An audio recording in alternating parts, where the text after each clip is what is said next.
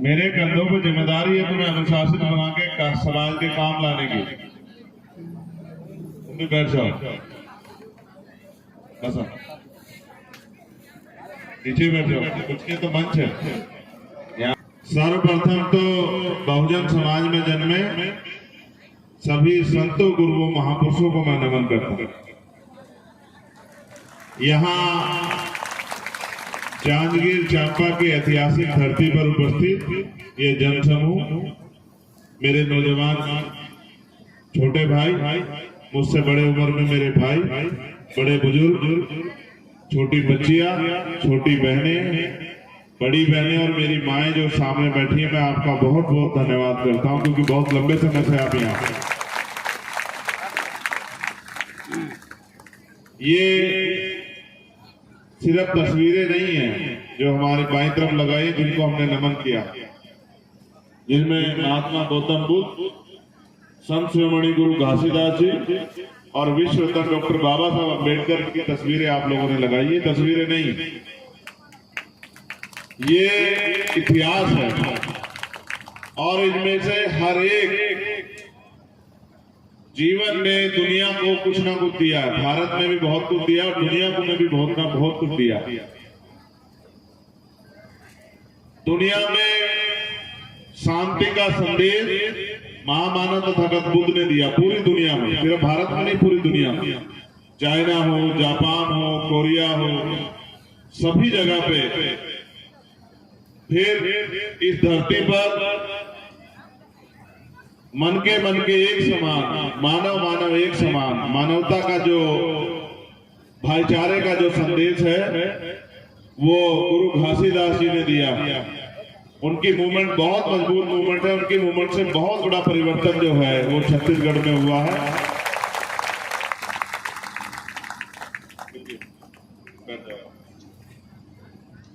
और डॉक्टर बाबा साहब अम्बेडकर तो पूरी दुनिया के लिए आइडियल है, जिनको सिंबल ऑफ नॉलेज कहा जाता है, ज्ञान का सागर कहा जाता है, ज्ञान का प्रतीक कहा जाता है, जिन्होंने भारत के दबे कुचले, शोषित, वंचित और तमाम जाति धर्म की महिलाओं को, किसानों को, मजदूरों को, नौजवानों को संघर्ष करने का रास्ता दिखाया, जिन्होंने अपना पूरा जीवन, अपने 4-4 बच्चे कुर्बान कर दिए, अपनी सारी सुख सुविधा कुर्बान कर दी, ऐसे बाबा साहब अम्बेडकर। इसलिए मैंने कहा कि इस मात्र तस्वीरें नहीं,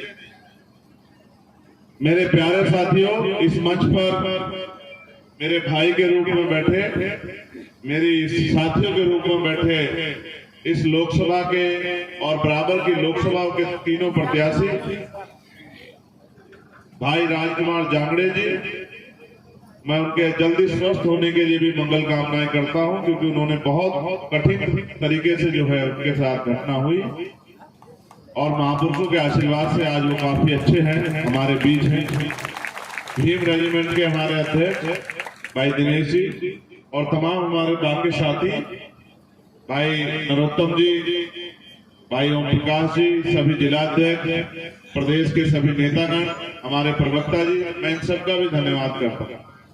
पहली बात तो आपको इतनी खुशी नहीं होगी मेरे आने से जितनी मुझे खुशी है धरती में आने से, क्योंकि ये वो धरती है जिनको मैं गुरु मानता हूँ, जिनको मैं आदर्श मानता हूँ। उन्होंने अपने राजनीतिक चुनावी राजनीति की शुरुआत यहीं से की थी, जांजगीर चांपा से। इस धरती पर उनका पसीना बहा है। साइकिल से गांव-गांव जाके उन्होंने जो है इस मिट्टी को सींचने का काम किया है, यहाँ क्रांति के बीज रोपने का काम किया है, यहाँ के लोगों को तैयार करने का काम किया है, बहुजन आंदोलन को बढ़ाने का काम किया है। मैं इस धरती को नमन करता हूँ। मुझे गर्व महसूस हो रहा है कि 84 से जो संघर्ष चला था जांजगीर चांपा से 2024 आ गया है। मैं अभी नगीना लोकसभा का चुनाव लड़कर आया हूं और मैं आपको विश्वास दिला के कहता हूं कि माननीय काशीराम साहब का चेला होने के नाते नगीना लोकसभा हम लोग जीत रहे हैं। आपकी एक आवाज दिल्ली जा रही है और मैं आपको विश्वास दिलाता हूं, नगीना से जो परिवर्तन का आंदोलन शुरू हो रहा है, पिछली बार भी आंदोलन 89 में नगीना से शुरू हुआ था, बिजनौर से शुरू हुआ था, जब माननीय बहन जी को लोकसभा का सदस्य बना के बिजनौर के लोगों ने भेजा था। उसी धरती से इस बार वहां की जनता ने मुझे आशीर्वाद दिया। जब 4 जून को परिणाम आएंगे तो आपको बड़ी खुशी होगी कि आपका भाई, आपका साथी, आपकी मजबूत आवाज, जिस तरह से सड़कों पे मजबूती से कमजोरों की आवाज बनती थी, वो पार्लियामेंट में भी कमजोरों की मजबूत आवाज बनेगी। और जो आंधी वहां से चलेगी, मेरा विश्वास है कि आने वाले 5, 6, 7 साल में वो पूरे देश में गूंजेगी और एक नया बहुजन आंदोलन का एक नया स्वरूप तैयार होगा, जहां पहले की तरह गरीब किसान मजदूर के बेटों को भी MP MLA बनने का मौका मिलेगा, सदन में जाके गरीबों की आवाज उठाने का मौका मिलेगा, उनके जीवन में बदलाव लाने का मौका मिलेगा। हमारे छत्तीसगढ़ के लोगों, जब मैं छत्तीसगढ़ आता हूं तो हमारे नेता एक नारा बहुत अच्छा लगाता है कि छत्तीसगढ़िया सबले बढ़िया। तो मैं इस नारे को सुनता रहता हूं, लेकिन मेरा मन था कि मैं जांजगीर चांपा, और मैं जब अपनी माँ बहनों को यहाँ बैठे देख रहा था, मैंने आते ही कहा शिकायत करके कि हमारी माएँ बहनें, हमारा सम्मान है, इनको नीचे नहीं बिठाना चाहिए। लेकिन जब मैंने आपको यहाँ देखा तो मेरे मन में विश्वास भी पैदा हुआ। जब वो नारे लगाते थे जय भीम के, संविधान जिंदाबाद के, तो आपकी जो आवाज आती थी मुझे एहसास कराती थी कि आज भी माननीय काशीराम साहब का संघर्ष इस मिट्टी में है, आज भी उनकी जो एहसास है, उनकी उम्मीद इस मिट्टी में है। आओ हम लोकसभा में बात करते हैं। मैं सुबह जब आया था तो मैं इनसे पूछ रहा था कितने किलोमीटर का रास्ता, इन्होंने मुझसे कहा कि लगभग 200 किलोमीटर जाना है। विश्वास करो, 200 किलोमीटर जाना है हो या 2000 किलोमीटर, तमन्ना अगर सच्ची होती तो रास्ते 1000 होते हैं, तमन्ना अगर झूठी हो तो बहाने 1000 होते हैं। हम भारतीय लोकतंत्र में अपनी हिस्सेदारी के लिए लड़ रहे हैं, इसलिए लड़ रहे हैं कि तमाम लोगों को हमने मौका दिया।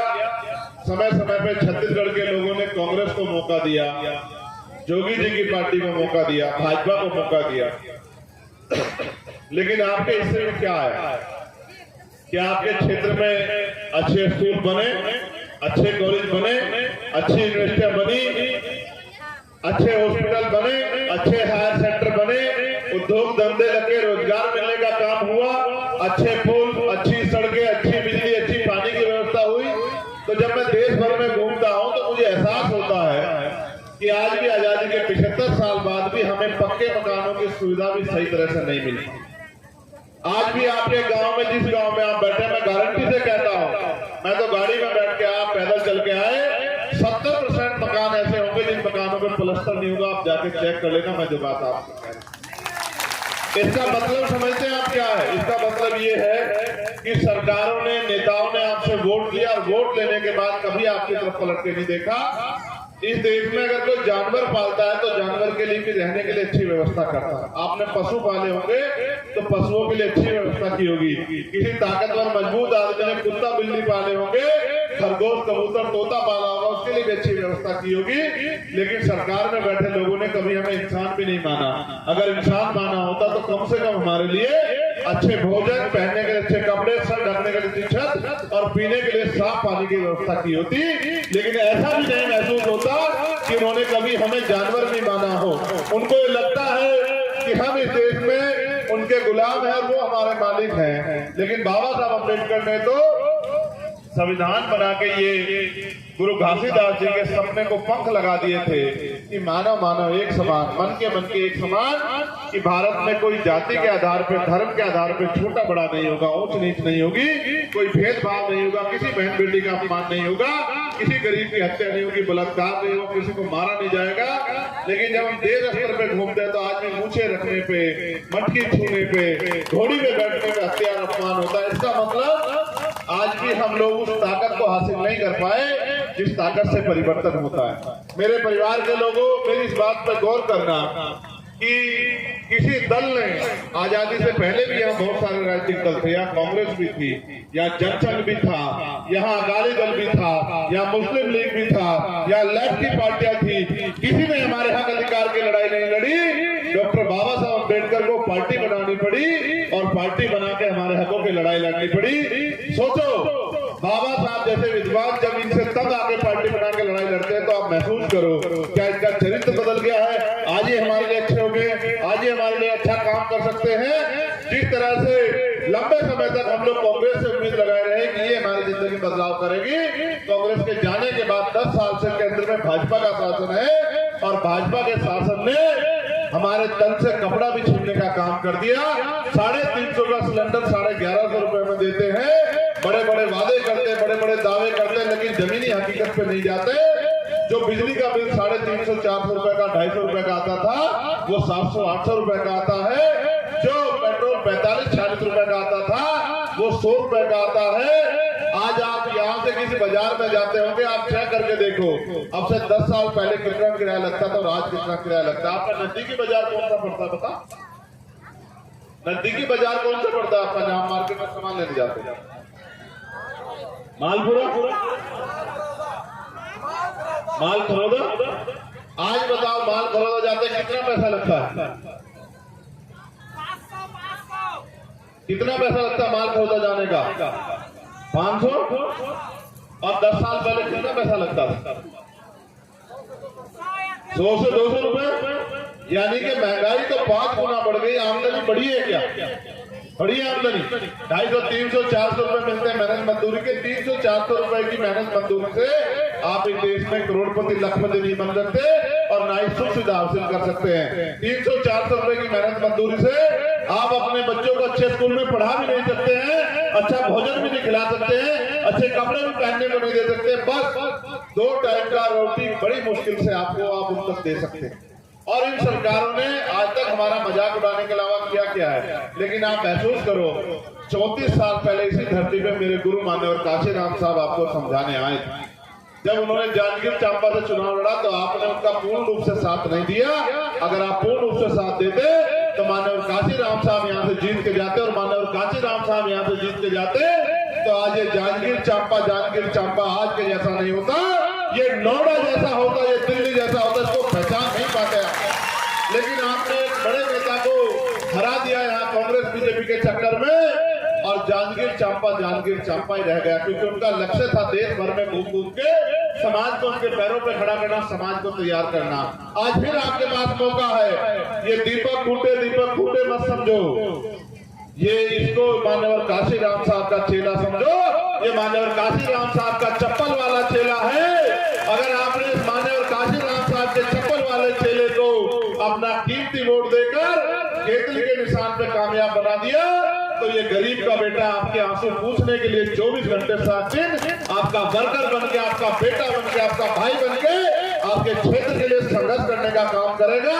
ये पढ़ा लिखा नौजवान दिल्ली में जाके आपके क्षेत्र के हक अधिकारों की लड़ाई लड़ने का काम करेगा। मैं जानता हूं कि भीम आर्मी के माध्यम से आपने बहुत लड़ाई लड़ी है, सड़कों पे जा जाके आंदोलन किए हैं, भारत बंद किया है, लाठियां खाई है, मुकदमे जेल गए हैं, तमाम तरह की मुसीबतों का सामना आपको करना पड़ा है। लेकिन सम्मानित मेरे भाइयों बहनों और मेरे नौजवान बहादुर साथियों, बताओ जब तक राजनीतिक व्यवस्था में हम लोग कामयाब नहीं होंगे, जब तक राजनीतिक ताकत हमारे हाथ में नहीं आएगी तो हम अपने लोगों का क्या भला कर सकते हैं? आप बता। जिनके पास राजनीतिक ताकत है वही तो कंट्रोल करते, वही तो नेतृत्व करते हैं। आप महसूस करो, हमारे लोग ये समझते हैं कि चुनाव सिर्फ इसलिए है कि 10-15 दिन अच्छा खाना, अच्छा पीना और अच्छी जो है कुर्सियों पर बैठ के भाषण सुनने का मौका मिलेगा। मगर महसूस करो राजनीति हमारे जीवन में कितना असर करती है। देखो अच्छे स्कूल कॉलेज कहाँ बनेंगे, राजनीतिक लोग तय करते हैं, सरकारें तय करती हैं। अच्छे हॉस्पिटल कहाँ बनेंगे, ये सरकारें तय करती हैं। पेट्रोल डीजल के दाम क्या होंगे, सरकारें तय करती हैं। आपके खाद्य पदार्थों के दाम क्या होंगे, सरकारें तय करती है। बिजली का दाम क्या होगा, पेट्रोल का दाम क्या होगा, डीजल का दाम क्या होगा, सब्जी का दाम क्या होगा, टैक्स कितना लेगा, सरकारें तय करती है। सब कुछ, इवन सांस लोगे, बीमार होने पे ऑक्सीजन लोगे, ऑक्सीजन के दाम क्या होगी, ये भी सरकार तय करती है। अच्छे हॉस्पिटल बनेंगे नहीं बनेंगे, सरकार तय करती है। आपके क्षेत्र में उद्योग धंधे भी लगेंगे नहीं लगेंगे, सरकार तय करती है। महिलाओं को घर में रोजगार मिलेगा नहीं मिलेगा, सरकार तय करती है। बच्चियों को बहनों को सुरक्षा की गारंटी मिलेगी नहीं मिलेगी, सरकार तय करती है। सब कुछ तो सरकार तय करती है। तो आप अपने वोट का प्रयोग जिम्मेदारी से क्यों नहीं करते हो? आप अपने वोट का प्रयोग जिम्मेदारी से नहीं करोगे तो ये ताकतवर लोग कुर्सी पे बैठे रहेंगे, और ये बहुत षड्यंत्रकारी लोग हैं। इनके षड्यंत्र को भी समझो। इनका षड्यंत्र ये है कि लोकतंत्र से पहले, आजादी से पहले राजा महाराजा इस देश में राज करते थे, और जब आजादी मिल गई, लोकतंत्र आ गया और बाबा साहब ने नारा दे दिया कि मैंने रानी का पेट काट दिया है, राजा बैलेट वोट से तैयार होगा, आपकी वोट से तैयार होगा। उनको पता था कि जिन्होंने हजारों साल हमारे बारे में नहीं सोचा, वो आने वाले कल में भी नहीं सोचेंगे, इसलिए उन्होंने वोट का अधिकार सब लोगों को दिलाया। उनको महसूस होता था कि अगर हमारे लोग पढ़ लिख जाएंगे, वोट की वैल्यू समझेंगे, तो किसी के पिछलक्कू नहीं बनेंगे कांग्रेस भाजपा के, अपने आप कुर्सी पे बैठे, कुर्सी पे बैठ के कलम की ताकत अपने हाथ में लेंगे और अपने लोगों की किस्मत लिखेंगे, अपने लोगों का भविष्य लिखेंगे, अपने लोगों के जीवन में सुख सुविधाएं लिखेंगे। लेकिन इन्होंने, अमीरों ने, ताकतवर लोगों ने लोकतंत्र पे भी कब्जा कर लिया। आज इन्होंने चुनाव इतना महंगा कर दिया कि कोई गरीब का बेटा लड़ नहीं सकता है। चुनाव आयोग कहता है कि 90-95 लाख रुपए आप खर्च कर सकते हैं, लेकिन देश की तो 80 करोड़ आबादी सस्ता भोजन लेती है, सस्ता राशन लेती है, उनकी तो हैसियत भी नहीं, उनके अकाउंट में तो 1 लाख रुपए भी नहीं, वो चुनाव कहां से लड़ लेंगे। इन्होंने ये महंगा कर दिया कि गरीब के बच्चे इसमें घुस ना पाए, किसान मजदूर के बेटे इसमें घुस ना पाए, कर्मचारियों के बेटे इसमें घुस ना पाए। लेकिन माननीय काशीराम साहब ने इनको आंदोलन चला के मुंह तोड़ जवाब दिया और उनका जो अधूरा सपना है उसको पूरा करने की जिम्मेदारी उनके चेलों ने ली है कि माननीय काशीराम साहब का अधूरा सपना पूरा करेंगे और गुरु घासीदास जी का भी अधूरा सपना पूरा करेंगे। भारत में मानव मानव एक समाज का, एक समान का राज, यानी कि मानवता का राज लाकर रहेंगे और पॉलिटिकल पावर अपने हाथों में लेके अपनी बहनों माओ को सम्मान की जीवन देंगे, उनके क्षेत्रों में रोजगार की व्यवस्था कराएंगे, अपने भाइयों के लिए अच्छे स्कूल कॉलेज यूनिवर्सिटियां बनाएंगे, उनके बीमार होने पे इलाज के लिए अच्छे अस्पताल बनाएंगे और उनके रोजगार के लिए जितना बैकलॉग है सारा बैकलॉग भरवाएंगे, उद्योग धंधे प्राइवेट सेक्टर लगवा के उनको रोजगार देने का काम करेंगे और विकास के कार्य करेंगे।